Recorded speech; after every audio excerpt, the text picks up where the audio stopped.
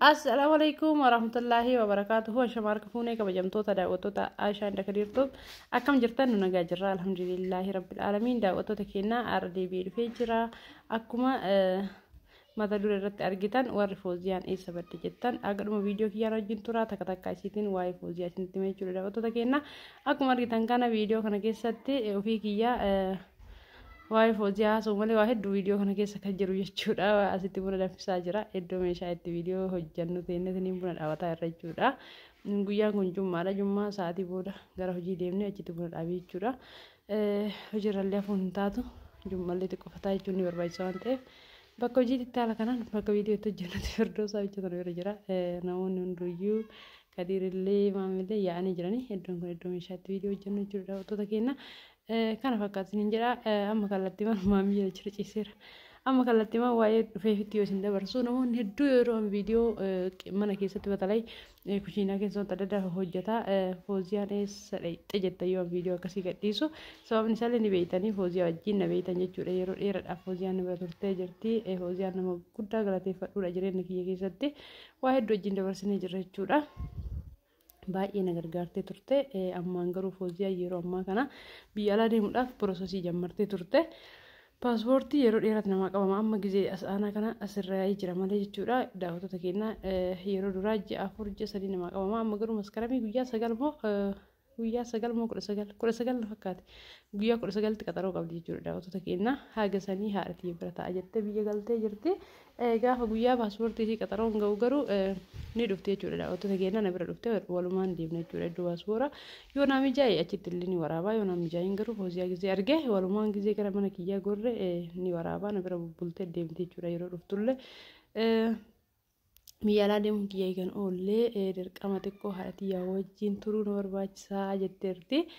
Kanaafuu asumaan illee dalagaa dhabeeyyitii gara dalagaa deemu jechuun osoo hin taane haadha isii bira galtee baadiyyaa keessa hin jira qilleensi baadiyyaa akkasumas nama jiru ni beeytanii achitti xiqqoofataa jettee akka deemtu eeyyameef jira jechuudha. Maaliif namni tokko fedhiidhaan haga barbaade nama bira taa'uu maftii qaba malee dirqama haga ani barbaade na bira taa'e jechuun waan hin taane jechuudha daawwattoota keenya. Anillee honuma carraa kiyyaa mokkorotaa jira jechuudha daawwattoota kiyyaa yoo nama gaarii nama Fooziyaa argadhe ni fudhadhaa yookaan immoo xufuma kiyyaa jireenya kiyyaa jiraachuudhaaf mokkora jechuudha daawwattoota kiyyaa.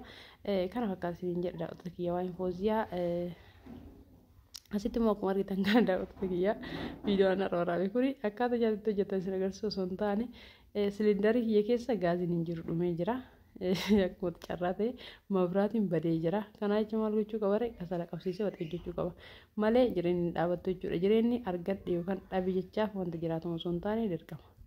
Kana jecha ani firdoosa wal gargaarree ibidda gamandajaa gamaa gamana gurree kun halkanaan kasala qabsiifne firfira hojjechuuf taaggalaa irraa firdoosa illee maankaa takka barbareetti gootinatti kennitanillee ittuma fufee jechuudha daawwattoota keenyaa jireenyi haala kanaan ittuma fufee jechuudha waanuma kamillee yoo ta'e jechuudha waraabee viidiyoo kana dabbaree ture guyyaa roobati kana keessa alaa roobni rooba miti kasalli akka hin ta'in itti naaf qabate jechuudha daawwattoota kiyya kasala qabsiisuun baay'ee ulfaataadha namoonni hedduun beeytanii garuu immoo ulfaata jedhamee wanti dhiisan tokko hin jirtu dirqama gara hojii deemna waan ta'eef agaruu ni caamu taa'ee eeguu hin danda'u soonyaan immoo gara hojii deemuun hin danda'amu jechuudha daawwattoota keenya maaliif nama kan hundaan baasii meeqatuyyuu qursii alaa nyaatama jireenyi akkattuyyuu dadhabamee jira alaabaa cibiraa baastee hin danda'amu akkasiin jedha daawwattoota keenyaa haala kanaan kallattiiwwan kasala irratti qursii firfirii ajaa'ibaa hojjechuuf qursii yoo jedhullee isinitti aartanii ciree firfirii ajaa'ibaa hojjedhee ture garuu haga dhumaa viidiyoo waraabne viidiyoo biraatti irraanti aanaa isiniin jedha daawwattoota keenyaa Fooziyaa mootuu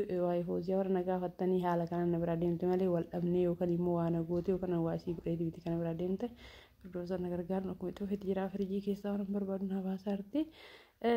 Isiniin jedha daawwattoota keenyaa Fooziyaan haala saniin walumaa galteedhaniin gara mana haadhisii deemte isiniin jedha daawwattoota keenyaa na bira dhuftee ammallee walii bilbilaa garuu udda deemte naaf hin bilbille osoo hin taane daawwattoota kiyyaa na bira deebiteen dhufne gaafa dhuftummootu gaafa guyyaa qaxaroo isii inshaallah wajjin viidiyoo hojjanne isiniin jedha daawwattoota keenyaa buna wajjin laffanne akka durii sanatti fataa hojjenne inshaallah viidiyoo hojjanne gadi isinii dhiifnaa isiniin jedha isin immootu yuutuub chaanaalii gaafa biyya alaatii galee irratti hojjedha maaliif jettee idimee mana kee keessa taa'ee yuutuub hojjechuun naaf hin mijaa'u atillee anillee mootu jechuudha amma wanta adda addaatiin biizii ta'ee jira duraan piraankii hojjetaa oollaa amma garuu anillee dalagaa biraatiif liga fiiga waan ta'eef piraankii hojjechuun ittiin tolle sitti ani manan oolu waan ta'eef kanaa jecha waan takka jijjiiree deemee biyya alaa mana takka bitachuu yookaan immoo waan takka godhadhee achi booda yuutuubii hojjetadha jetteerti inshaallah rabbi yaa gargaaru anillee biyyuma alaatirraa jechuudha yuutuubii kanallee kabaradhee galee hojjetaa jiru deebimoo kaman ijaaradhe biyya alaa deemeti kanaafuu karaa ofii kiyyaatti jijjiirame namni hin jijjiiramu jedhu ni jajjabeessa malee hin godhin hin jedhu jechuudha. Sababa kanarraa ka'ee Fooziyaan akka biyya alaa deemtu anillee eeyyamee warrallee eeyyamee fi kun deemuu maddi jechuudha. Daawwattoota kennaa asitti immoo viidiyoo biraa keessanii galcheera ture jira viidiyoon kuni gaafa tokko ijoollee wajjin iddoo kana dhufnee viidiyoo xiqqoo waraabee gadi hin dhiifne garuu har'as keessa oolchee jira jechuudha. Daawwattoota kiyyaa akkanumatti fuula keessan dura taa'ee isinitti haasa'urra wanta adda addaa ilaalaa haasaa kiyyaallee dhageeffattan dassiin jedhee waan yaaduuf jechuudha. Daawwattoota kennaa. Kan fakkaata viidiyoon irra qabadhee isinii dhufe daawwattoota kennaa viidiyoo laayikii gochuu hin irraanfatina. Viidiyoo laayikii gootan nu fayyada isin garuu humna takka isinirra hin qannasu daawwattoota kennaa nuti waanuma kamiyyuu wanta hojjennuu fi chaanaalii kanarratti viidiyoon kun yoo gadhiifne yoo namni laalee yoo namni laayikii godhe nu jajjabeessaa deebinee hojjechuuf mooraalii nu ta'a jechuudha daawwattoota kiyyaa yoo immoo namni laalee yoo laayikii hin goone isin dabbara jennee yaadna jechuudha. Asitti immoo akkuma argitan kana Arabee Majliisii kana hedduu jaaladhe maaliif minxaafii hojjellee baay'ee maachi ta'ee jira. Kalarii majlisichallee jaaladhee jira waan ta'eef hin keessa oolchee jechuudha.